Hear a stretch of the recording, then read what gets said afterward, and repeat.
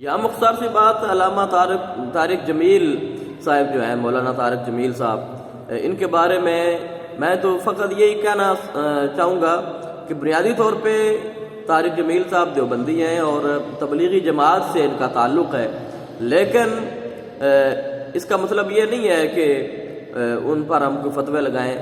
ایک اچھی بات اگر کسی میں پائی جاتی ہو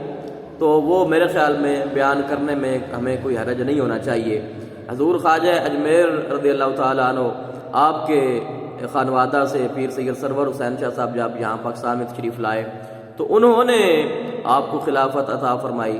حضرت یہ مولانا طارق جمیل صاحب کو، اور پھر ہر موقع پہ یعنی کہ ختم نبوت کی باری آئی، حضرت خادم حسین رضوی رحمۃ اللہ تعالیٰ علیہ، آپ کے وصال کے موقع پر بھی ان کی طرف سے اچھا بیان آیا۔ اس کے علاوہ پھر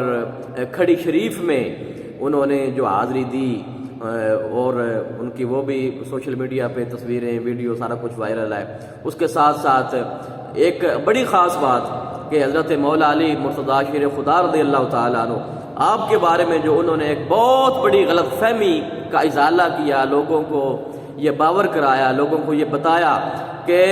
جس علی کو نبی کریم صلی اللہ تعالیٰ علیہ وآلہ وبارک وسلم آپ نے ہمارا مولا بنایا ہے، کیونکہ اس طبقہ کو یہ فکر تھا کہ مولا علی کو مولا نہیں کہنا چاہیے، تو انہوں نے یعنی کہ ہم تو کہتے بھی ہیں، دلائل بھی دیتے ہیں، لیکن ان کی طرف سے دلیل دینا یہ زیادہ معنی رکھتا ہے ان لوگوں کے لیے۔ تو انہوں نے کہا کہ جن کو نبی کریم صلی اللہ تعالیٰ علیہ وآلہ وبارک وسلم نے خود ہمارا مولا بنایا ہے تو ہم ان کو مولا کیوں نہ کہیں۔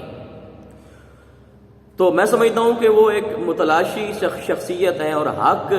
بات کی تلاش میں رہتے ہیں اور حق بات کو قبول بھی کرنے والے ہیں۔ مولا حسین پاک رضی اللہ تعالیٰ عنہ علیہ السلام اور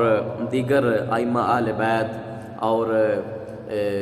بڑی بڑی جو ہستیاں ہیں ان کے بارے میں کو نازیبا کلمات، ظاہر انسان ہے، اس سے غلطیاں بھی ہوتی ہیں، خطائیں بھی ہوتی ہیں، لیکن آپ لوگ جانتے ہیں کہ میں جو ہے وہ کسی کی ویک پوائنٹ پہ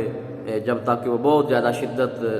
اگلے سامنے والے بندے میں نہ ہو تو تب تک اس پہ کوئی گرفت کرنا یا بات کرنا میں مناسب نہیں سمجھتا، لیکن اگر اچھی بات ہو تو وہ کسی میں بھی پائی جائے تو وہ ہمیں چاہیے کہ ہم بیان کریں۔ اگرچہ الحمدللہ میں چشتی بھی ہوں، صابری بھی ہوں، اہل سنت و جماعت سے تعلق ہے، ایک خطیب بھی ہوں، ایک ادارے کا سربراہ بھی ہوں، ان ساری چیزوں کے ہونے کے باوجود کسی بھی مذہب یا مسلک کے